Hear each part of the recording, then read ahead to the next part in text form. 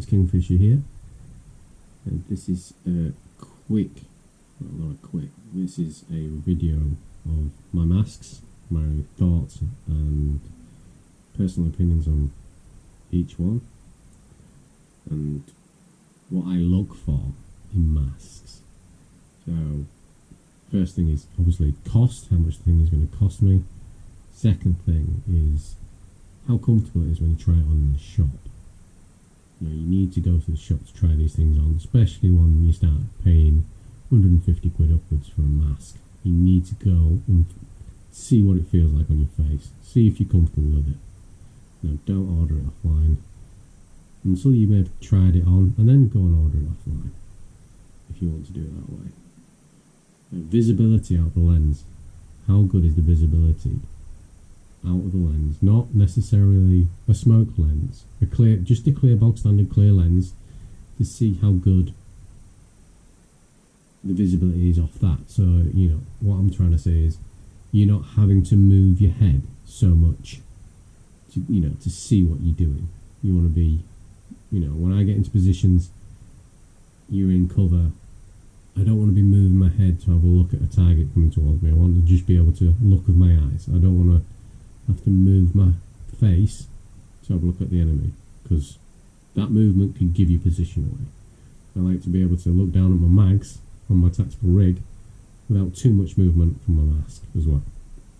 It's just another thing I think of. The other thing is, can I get, or how much are parts, what parts can I get from the mask? Is it easy to find the parts? Especially lenses, because I'm a bit OCD on lenses. As soon as they're 9 times out of 10, if it gets scratched, I'm normally binning it and getting another one. So that can get pretty expensive. Can I get, you know, new foam? Can I get straps for it? And all the rest of it. And how much are those individual parts going to cost me at the end of the day? You know, everybody's, unless you're sponsored, everybody's got a certain amount of money that they've got to play with, and quite a lot of people have only got a limited amount of money to play with. So you need to know where you're at.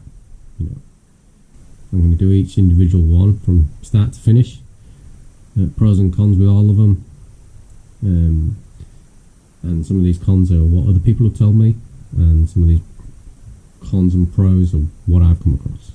Well, let's get into it. So this is the first mask I ever bought. This is a Proto mask. We can get them for roughly, I got this about 10 years ago because I was at a stag do. So this is a stag do reminder.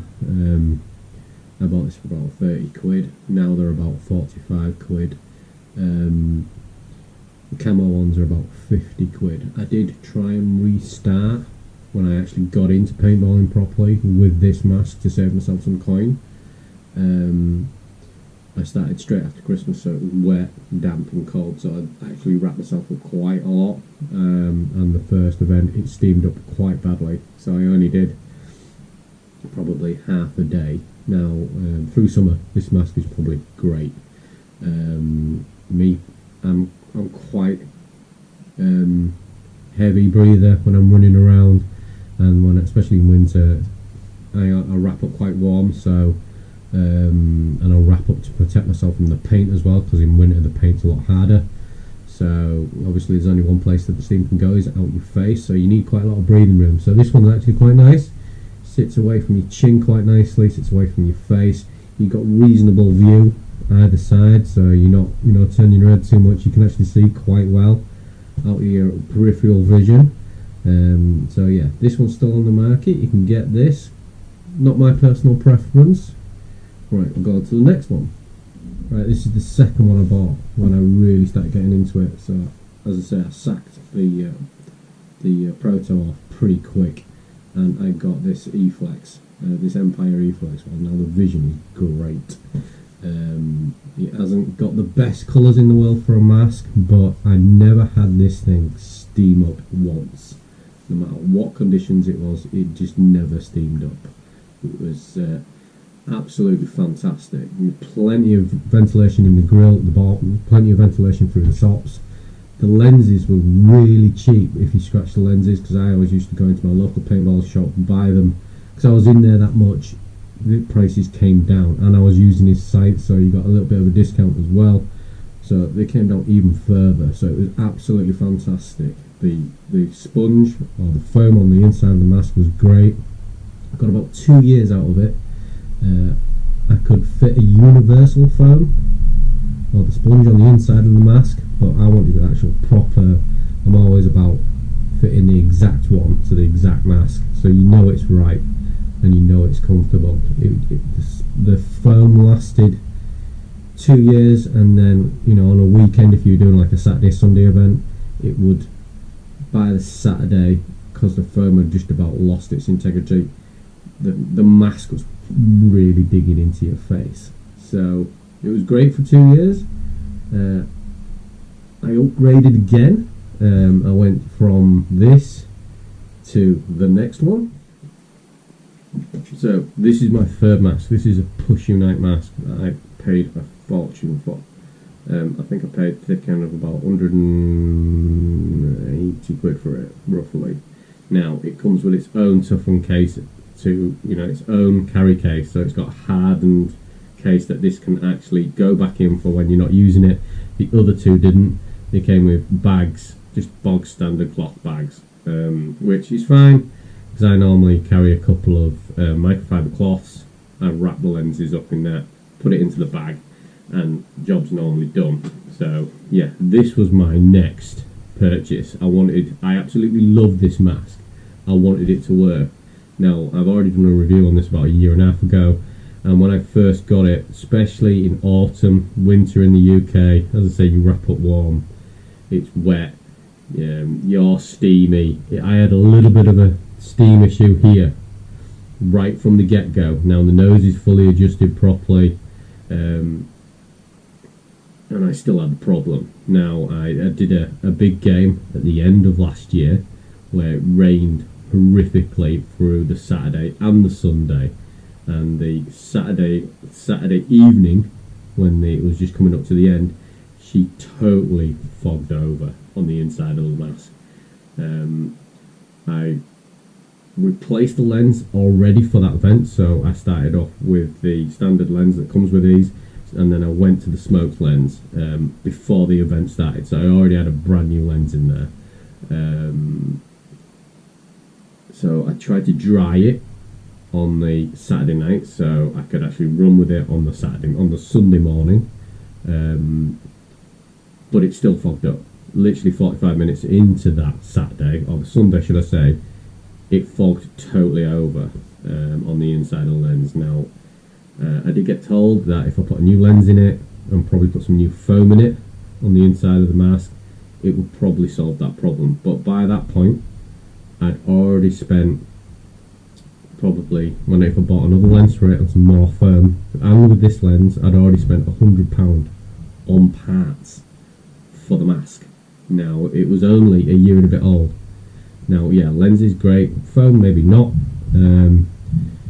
I shouldn't have to be spending that much money to keep the mask up and running. That's why I was on about trying to make sure you're good with the costs for the repair of the mask, you know, like lenses, foam, straps, rubber straps at the back, anything like that. Now, you know, the lenses on these can go from £40 up to about £50, £60, I think, roughly, just off the top of my head. To be honest, that's a little bit pricey for me. I didn't check that when I bought the mask. I just saw the mask and I wanted it there and then. I didn't even try it on. That's why I say try and go to a shop or even an event where there is a shop on site and try the thing on. Now this thing is really, really tight to my face. That's what I loved about it. It was really, really tight to my face. It just felt more part of me when I was on the field. I love this chin strap. You don't have to worry about the chin strap. It's magnetised. It's great. Now this chin strap will be moving on to my next, well, not my next mask, the mask after that. So yeah, I wanted this mask to work. I do have a friend that is making me a vent for the top of it, so it'll have a little motorised fan on it, and it'll make it, you know, usable. But that's just another thing that you're gonna have to think about, and I shouldn't have to do that, really. So right, the next mask that I went to.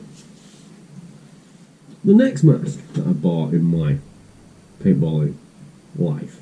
I bought this because I needed to get to my next event, and I didn't want to suffer the push just in case it's steamed up again. I bought the B-Force grills. These were about 100-ish pound. The great visibility is good. I like the visibility. It's a little bit restricted on the bottom if you're trying to look down at your mags, especially if you're a mag-fed player. But otherwise, yeah, it's a little bit further away from your face on the bottom, so you're a little bit more breathable. I wasn't my cup of tea. This was like a stopgap until I found what I really was after, which was the next mask that I got. I have got a few of my teammates that actually run these, and they say the only problem with them is the lenses, the new style of lenses, if you want to call it that. If they get hit in the lens, what they're saying to me is they have to go back in, take the lens out, and clean the lens pretty much instantly. Now, that's just trying to stop the residue from getting into the inner part of the lens, in between the two bits of your lens. Now, to be honest, I don't want to do that. I want to, if I get hit in the face or hit in the mask, I just want to wipe it off with a microfiber cloth, get back to the respawn and go again. I don't want to spend 10-15 minutes cleaning a lens. I just want to be gone. I want to be back in the field, running my head off, gaining position. So that's why this was a bit of a I wasn't too sure. I got it. It's great, but you know, the foam's good. Everything's good. All the previous lenses that I put on, the foam is great. The difference between this foam though and the next mask is unbelievable. So right, on to the next mask. So right then, this is what I'm running at the minute. These are the ones I've been hunting for at least 3 months before I got them. Now one of my, it wasn't a teammate at the time, but he's now a member of the squad. He got one of the original ones, and I was asking him about it, and he says they're absolutely awesome. So I trust him. I trusted him that he was on the money. He never comes out with any bullshit, to be frank. So, you know, if he was saying it was good, because at the end of the day, I found it a one-off at £150. Now these in America, they're going for like $250. I'm not going to pay that for a mask. Not in a million years am I going to pay that for a mask. You know, with what I found with my push, I'm never going to go that high, ever. You know, probably 100 to maybe 140 quid, tops. Now, I know I can get replacement lenses. I know I can get replacement foam, straps, the job lot for this thing. So this mask will be me for the foreseeable future. Now, I will have to get this stuff because it's as rare as hen's teeth in the UK from America. But I've already come up with a little bit of a deal with my mate. If he's going to get some spares for his, we're going to do a bulk order, get it shipped in, so we've got enough for each other. But at the minute, great, I love it. Absolutely love this mask. I've had it in rain, I've had it in just about every condition apart from snow, and it's never fogged up. It just breathes, it just goes, it does exactly what it says on the tin. You know, you're paying a lot of money. It's a bit of a gamble with these masks. That's why I think if you're starting off, the E-Flex one doesn't look anything brilliant, but the ventilation is spot on. Actually, another one of my teammates, she was looking for a mask she was steaming up. She'd gone through 3 or 4 masks trying to find one not that steamed up on her. So I said, try these. You know, they're all lower end of what she actually had. You know, for £100 masks, they're absolutely spot on, and she loves it to death.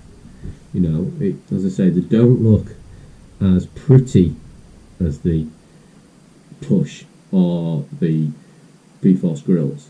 Now, if you've noticed, all my masks are all green, or all camo if I can get it in camo, because at the end of the day, we're playing mag-fed, or I play mag-fed, so I've spent a lot of money on my tactical rig, on my camo vests, on my jeans. I don't want a mask that's bright. You know, you're trying to blend into the background and you've got something that's got fluorescent yellow on it or something like that. That's fine for speedballers because that's what they're all about. But me, I want something that just disappears into the back of, you know, into the bush that I can just hide into and pop out on somebody. Now, yes, I know what you're going to say. The lens isn't brilliant. Now, when I scratch this lens, I will probably be replacing it for a clear lens. So, you know, I don't get the reflection off the lens. So, yeah, this is where I'm at. I love this thing. Absolutely spot on, this Bunkerking. Right, to the Joker in the pack. So, right then, this thing, I've seen it online, advertised as a paintball mask. I actually saw somebody running it at an event last year. In an event last year, he did get told to take it off. Now, I bought this because it was cheap and I was going to do a video just on this mask. I got it for about under 20 quid. Now, this thing, if somebody just developed it a little bit more, would be absolutely spot on. The visibility is fantastic because it's so close to your face. There is a little bit, it is pushing on my nose here, so you know, just a little bit of development on it would be amazing. Just improve the lenses so they're paintball, you know, registered or whatever they have to be to be on a field would be great. If they just improve the strapping on the back, great. Just a little bit more padding on the inside of the mask. I would be all over this thing straight away because it just looks so good and it feels so good. As I said, the visibility is great. Even if they put a GoPro mount area on top, it would be fantastic. As I said, I got this for under 20 quid. If somebody just developed it, you could probably sell it for 60, 70 quid easily. There'd be loads of people after these. You could customise them up to death. Now, yeah, as I say, this is the Joker in the pack. I would not take this on a field in a million years. I got this for Halloween for going out with my kids and all my paintball gear and a load of Nerf gear. Now, I looked complete tip, but my kids loved it. And I must admit, I love it. It is steaming up right now. And as I say, if they just spent a little bit of time developing this thing, it would be amazing. Right, so yeah, I've come up to the end. I've got nothing else to talk about. I hope you've enjoyed the little run through of masks that I've got. I'll probably be doing a tactical rig video, and I've got my loadout box that I take all the time, that quite frankly is one of the best things that I bought in a long time. And just about all my Medusa squad have got this box. They were all like, what are you doing? And as soon as they saw it, they were like, yeah, I've got to have it.